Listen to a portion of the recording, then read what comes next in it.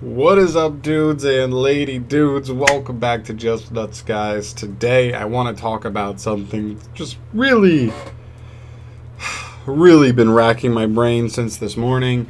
So earlier this morning, I saw our new Paleozoic Cambro Raster Link Monster friend. I don't think he's a bad card in a vacuum. I just think for what Paleozoics need, he is not necessarily it, but whatever.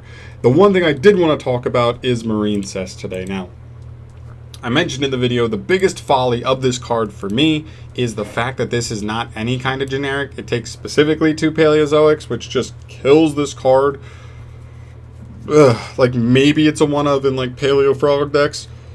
That's up to you, but you lose the traps once you link them off for this. So that is something somebody threw in the comments earlier that I did miss. That when you make the Paleozoic Exceeds or Toad, the traps go back to grave because they're not leaving the field; they're going to material and then ending up back in grave, which is definitely a downside to this. But I think overall the effect is the effects it has are pretty good, right? So if you didn't watch that video before, we'll quickly skim over this. First effect, it's unaffected by monster effects, just like all the Paleozoics are. Second effect, you can target one face down card in the spell and trap zone, send it to the graveyard, and if you do, set a Paleozoic trap directly from your deck to your field, and it can be activated that turn. So a little bit of speed to some traps, very nice. And it sends from either player's field, so it's any set spell or trap card, which is really nice, your own, your opponent's. You can remove one of your opponents to get a free card. It's -1 for them, +1 for you, pretty good. And the third effect, if a face-down card or cards you control would be destroyed by card effect, you can banish this card from your field or grave instead to protect it. Not half bad as well. So, what we really get down to it, right, this is just like a rough draft of what something like a Marincess deck could look like if it had this card included. Here, let me shrink this down so it fits a little better here. Boop. There we go.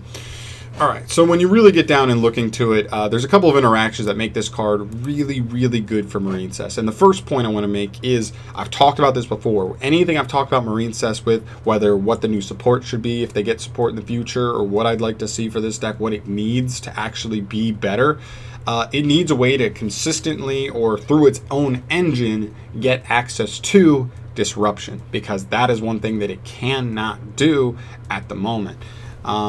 And this card would be huge for that, right? So you have like the in-archetype trap, but you know, it's just an archetype trap. You can't really search it anyway, which is a huge bummer. You kind of just have to either hard draw it or get lucky to rip it off the top 3 cards with a blue tang. Other than that, not searchable at all. So you can't really search anything. And I'm going to be honest, guys, I'm just going to say it. The Towers play, it sucks balls. It sucks ass. I mean, it's terrible. If you play Yu-Gi-Oh! In 2021, like, all they have to do is have MST, Cosmic Cyclone, Harpy's Feather Duster, and your Towers is gone. All they need is any back row removal and your Towers is gone. It's such a frail way to play a strategy. I'd rather focus a strategy on getting disruptions rather than trying to sit behind one big monster and not do anything to stop your opponent. It's 2021, like, your opponent's going to be able to do insane things if you can't do anything to stop like their plays, right? So yeah, that's the main basis of it. And what this card essentially becomes, it becomes like almost like an in-archetype search, not necessarily an archetype, but in-engine way of getting access to disruption. You don't have to just hard open hand traps, hard open traps that you can set and get disruption. You actually can like just summon this guy. So here's not just summon this guy, right? Keep in mind this is all hypothetical, and why this card misses the mark is because it takes 2 Paleozoics. If this card just took 2 waters, this card would fix so many problems for Marincess. Marincess already could just make this card on their way, linking up through combo lines. And unfortunately, because we can't make him in this deck, it really just hurts. So just having access to him means you could just, through your play, go into this card, then use it to, well, okay, so here's the first thing, right? Even if you're going first and your opponent has no set spell or traps, this deck via, hold on, where's she at? There we go. Marincess Sea Angel gets you a free search for your field spell. Okay, you can set the field spell, summon this Link Monster, the Paleozoic Link Monster, send the field spell for free that you just got for free to then set a Paleozoic trap. And there you go. You got access to Dynamiscus, Canadia, even Opabean, or not Opabean, Olenoids. I put one in here just in case. I don't think it's like a card. You might play 2 of it. I don't think you'd play 3 in a 40 card deck, but still, it'd give you utility to have back row if you want it. And that's so strong, right? Like, you get that card back to your hand like every single turn for free, and you just get to send it for one of these guys. And actually have access to legitimate disruption via your own engine and not having to open up an insane combo. Like, both of these two are 1-card combos that get you to this.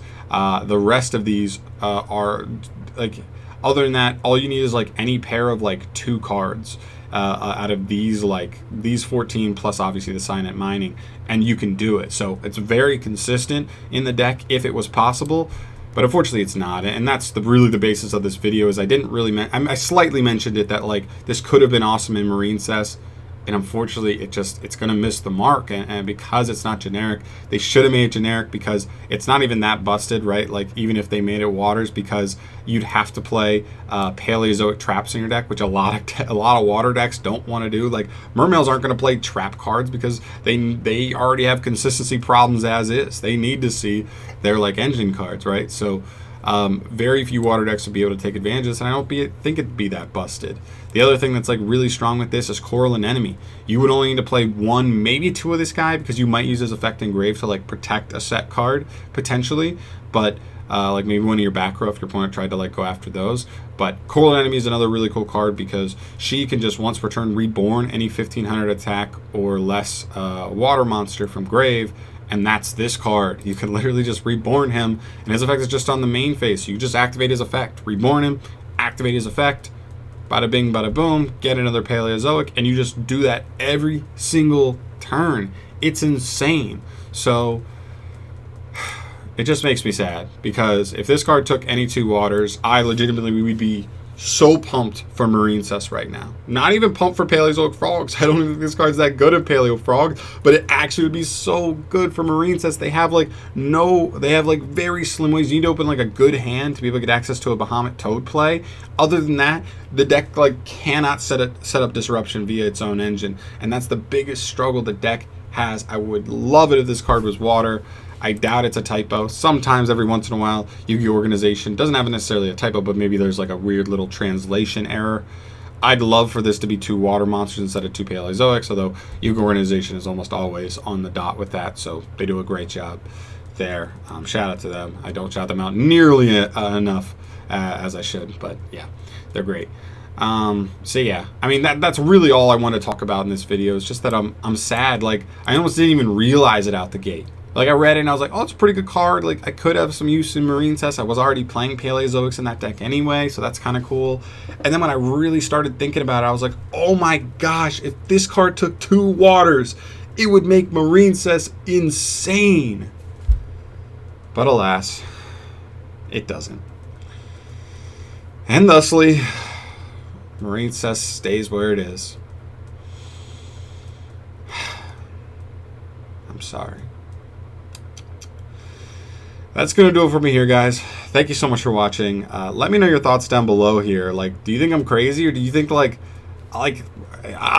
I crazy for this? I really feel like I'm not, like, and I'm not trying to tell you Marincess would have been tier 1 if this card took these, like, if the card was slightly different. But I do think Marincess could be an actual rogue deck. Like, I still think the deck could almost be a rogue deck now. Like, but this deck would actually, I think, be close to on par with Salamangrates. It's so resource efficient. It have access to easy disruption. I don't know. Maybe I'm crazy. Thank you so much for watching, guys. As always, subscribe to the channel if you want to see more videos like this in the future, and I'll catch you in the next one. Peace.